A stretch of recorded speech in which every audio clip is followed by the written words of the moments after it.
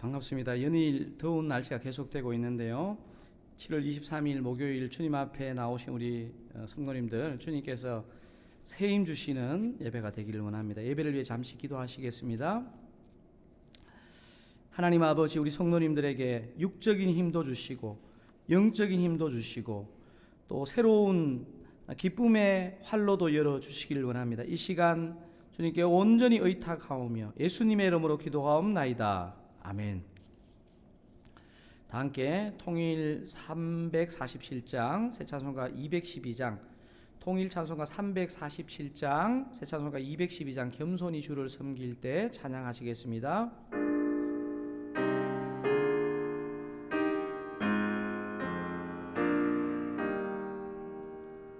겸손히 주를 섬길 때 괴로움이 임하느라 그 주여 내게 힘주사 잘 감당하게 하소서. 인자한 말을 가지고 인자한 말을 가지고 사람을 감화시키며 갈 길을 잃은 무리를 잘 인도하게 하소서.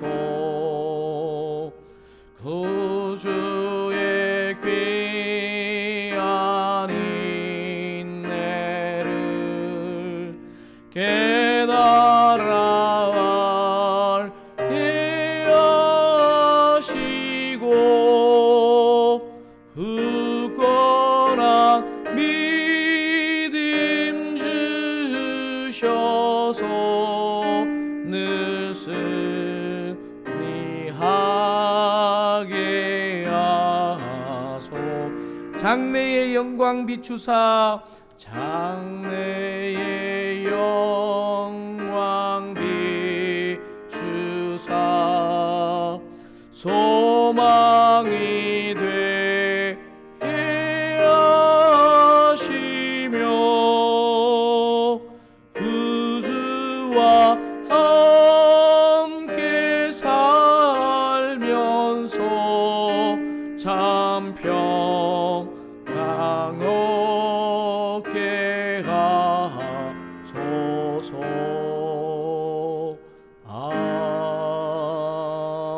아멘. 아멘. 하나님께서 오늘 이 새벽 우리에게 주시는 말씀은 이사야 9장 8절에서 10장 4절입니다. 제가 가진 성경으로는 구약 성경 979면에 있습니다.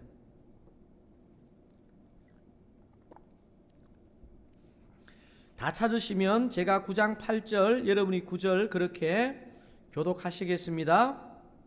주께서 야곱에게 말씀을 보내시며 그것을 이스라엘에게 임하게 하여선즉 모든 백성 곧 에브라임과 사마리아 주민이 알 것이거늘 그들이 교만하고 완악한 마음으로 말하기를 벽돌이 무너졌으나 우리는 다듬은 돌로 쌓고 뽕나무들이 찍혔으나 우리는 백향목으로 그것을 대신하리라 하는도다. 그러므로 여호와께서 르신의 대적들을 일으켜 그를 치게 하시며 그의 원수들을 격동시키리니 앞에는 아람 사람이요 뒤에는 블레셋 사람이라 그들이 모두 입을 벌려 이스라엘을 삼키리라. 그럴지라도 여호와의 진노가 돌아서지 아니하며 그의 손이 여전히 쳐져 있으리라. 그리하여도 그 백성이 자기들을 치시는 이에게로 돌아오지 아니하며 만군의 여호와를 찾지 아니하도다. 그러므로 여호와께서 하루 사이에 이스라엘 중에서 머리와 꼬리와 종려나무 가지와 갈대를 끊으시리니 그 머리는 곧 장로와 종기한 자요 그 꼬리는 곧 거짓말을 가르치는 선지자라. 백성을 인도하는 자가 그들을 미혹하니 인도를 받는 자들이 멸망을 당하는도다. 이 백성이 모두 경건하지 아니하며 악을 행하며 모든 입으로 망령되이 말하니 그러므로 주께서 그들의 장정들을 기뻐하지 아니하시며 그들의 고아와 가부를 긍휼히 여기지 아니하시리라. 그럴지라도 여호와의 진노가 돌아서지 아니하며 그의 손이 여전히 쳐져 있으리라. 대저 악행은 불타오르는 것 같으니 곧 찔레와 가시를 삼키며 빽빽한 수풀을 살라 연기가 위로 올라가게 함과 같은 것이라. 만군의 여호와의 진노로 말미암아 이 땅이 불타리니 백성은 불의 습과 같을 것이라. 사람이 자기의 형제를 아끼지 아니하며 오른쪽으로 움킬지라도 줄이고 왼쪽으로 먹을지라도 배부르지 못하여 각각 자기 팔의 고기를 먹을 것이며 므낫세는 에브라임은 므낫세를 먹을 것이요 또 그들이 합하여 유다를 치리라. 그럴지라도 여호와의 진노가 돌아서지 아니하며 그의 손이 여전히 펴져 있으리라. 불의한 법령을 만들며 불의한 말을 기록하며 가난한 자를 불공평하게 판결하여 가난한 내 백성의 권리를 박탈하며 과부에게 토색하고 고아의 것을 약탈하는 자는 화 있을진저. 벌하시는 날과 멀리서 오는 환난 날에 너희가 어떻게 하려느냐. 누구에게로 도망하여 도움을 구하겠으며 너희의 영화를 어느 곳에 두려느냐. 포로된 자 아래에 굽으리며 죽임을 당한 자 아래에 엎드러질 따름이니라. 그럴지라도 여호와의 진노가 돌아서지 아니하며 그의 손이 여전히 펴져 있으리라. 아멘. 사랑하는 성도 여러분, 좀 긴 본문이었는데요, 본문을 읽으실 때 어떤 반복되는 특징이 발견되셨나요?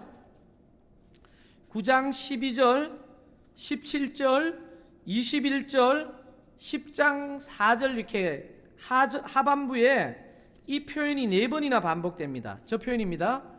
그럴지라도 여호와의 진노가 돌아서지 아니하며 그의 손이 여전히 펴져 있으리라. 이게 무슨 말입니까? 하나님의 심판이 확실하다는 표현을 4번이나 반복해서 들려주고 있습니다. 여러분, 그 본문 13절에서 17절은 이스라엘 지도자에 대한 심판이 확실하다 이 말이고요, 18절에서 21절은 이스라엘의 탐욕에 대한 심판을 말하고 10장 1절에서 4절은 이스라엘의 불의에 대한 심판을 말합니다. 그렇다면 제가 앞에 시작 단락을 건너뛰었는데요, 시작 단락인 9장 8절에서 12절은 무엇에 대한 심판을 다룰까요? 이 부분은 중요하기 때문에 다시 한번 읽어보겠습니다. 8절에서 12절 무슨 심판을 다루는지 한번 보십시다. 주께서 야곱에게 말씀을 보내시며 그것을 이스라엘에게 임하게 하였은즉 모든 백성국 에브라임과 사마리아 주민이 알 것이오늘 그들이 교만하고 완악한 마음으로 말하기를 벽돌이 무너졌으나 우리는 다듬은 돌로 쌓고 뽕나무들이 찍혔으나 우리는 백향목으로 그것을 대신하리라 하는도다.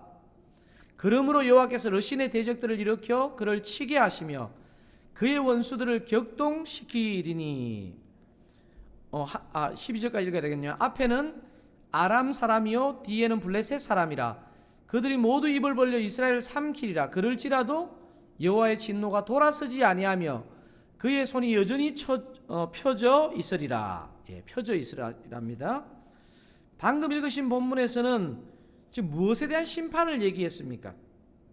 이스라엘의 교만을 심판하시겠다는 말씀입니다.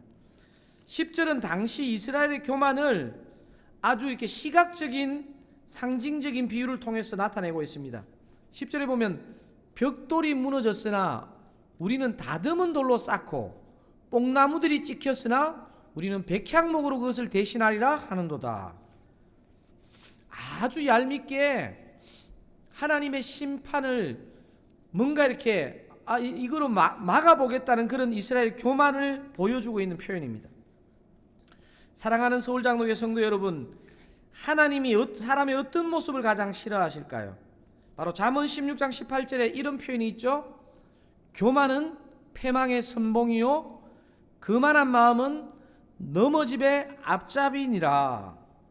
바울 사도도 고린도 교회에 보낸 첫 번째 편지에서 비슷한 말을 합니다. 한번 읽어볼까요? 그런즉 선줄로 생각하는 자는 넘어질까 조심하라.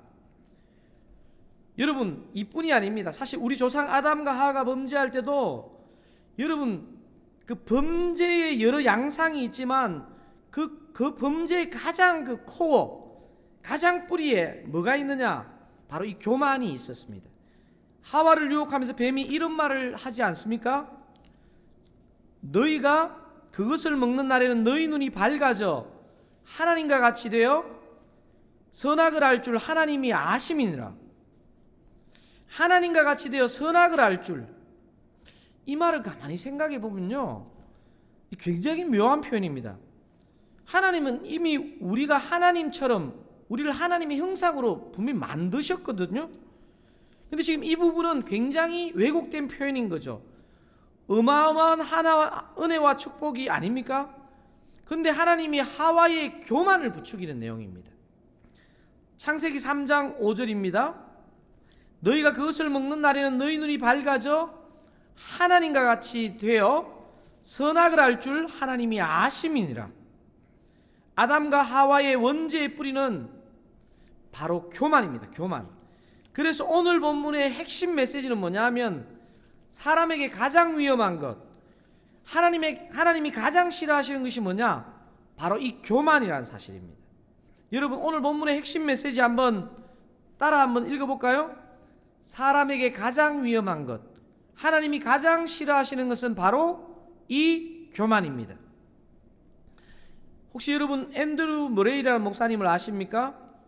앤드류 머레이 목사님이 참 좋은 책을 많이 썼는데 제가 볼 때 이분이 쓰신 책 중에 가장 탁월한 책은 뭐냐면 겸손이라는 제목의 책입니다.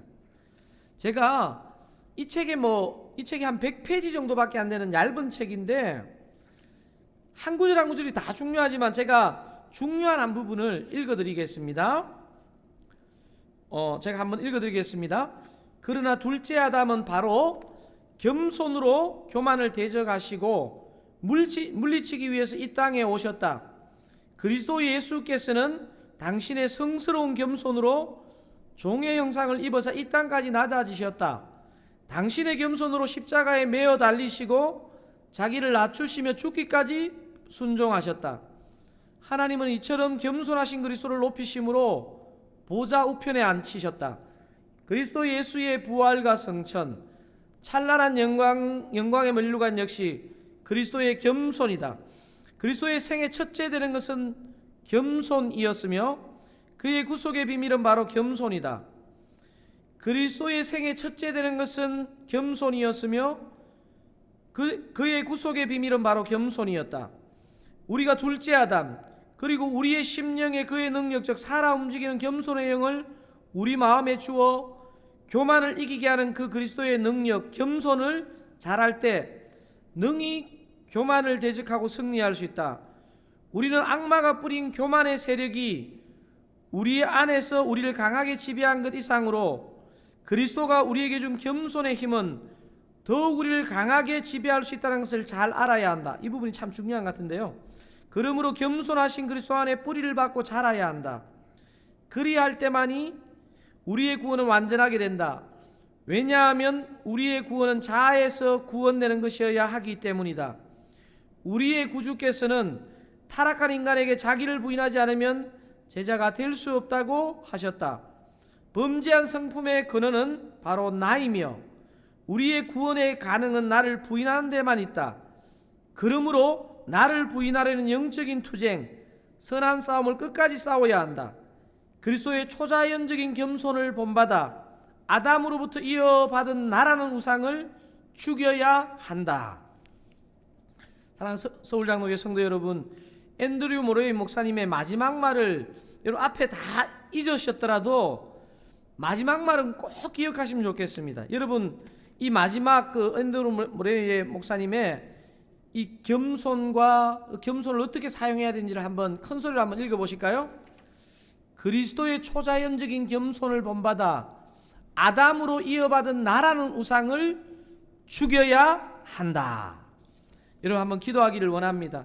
오늘 우리는 본문을 통해서 사람에게 가장 위험한 것, 하나님이 가장 싫어하는 게 뭐냐? 교만이다. 교만. 앤드류 머레이 목사님의 겸손이라는 책에서 우리 안에는 이 겸손이 없고 그리스도의 초자연적인 겸손을 우리가 믿고 본받아서 아담으로부터 이어받은 나라는 우상, 이 교만이라는 우상을 죽여야 한다는 것입니다.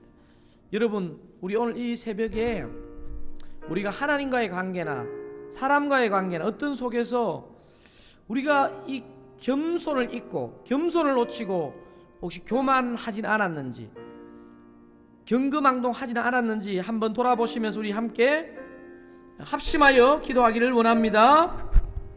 하나님 아버지, 감사합니다. 그렇습니다. 오늘 말씀을 통해서 사람에게 가장 위험한 것, 하나님이 가장 싫어하시는 것은 교만이라는 것을 확인했습니다.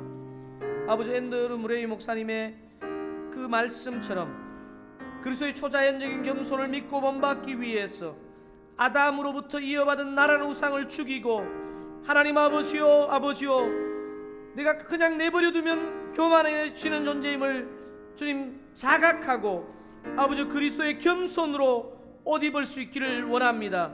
우리를 겸손하게 하옵소서. 하나님 앞에서 겸손하게 하시고 사람들 가운데 겸손하게 하여 주시옵소서. 그 은혜가 우리와 우리 서울 장로교회를 붙잡아 주시옵소서. 하나님 아버지, 아담과 하와의 후손인 우리, 죄로 깨뜨려진 우리는 틈만 나면 아버지 교만해지는 존재임을 고백합니다. 혹 겸손으로 옷 입는 것 같지만 아버지 조금만 상황이 달라지면 우쭐해지고 교만해지고 아버지 하나님을 무시하고 사람을 무시하는 그런 속성을 가진 존재임을 고백합니다. 아버지, 교만이 가장 위험하다 하셨사오니 그리스도의 초자연적인 겸손을 믿고 본받아 아담으로부터 이어받은 나라는 우상을 죽이고 아버지 정말 교만은 그 모양이라도 버리고 겸손할 수 있는 하루가 되게 하여 주시옵소서. 그럴 수 있도록 주님으로 충만하게 옷 입을 수 있기를 원합니다. 겸손한 성도가 되고 겸손한 교회가 되고 겸손한 담임 목사가 되기를 원합니다. 감사합니다. 예수님의 이름으로 기도하옵나이다.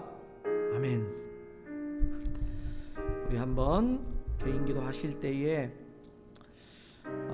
우리가 간절하게 간구하고 또 간절하게 누군가를 위해 중보하는 것도 좋지만 오늘 이 겸손이라는 이 단어, 이 메시지를 통해서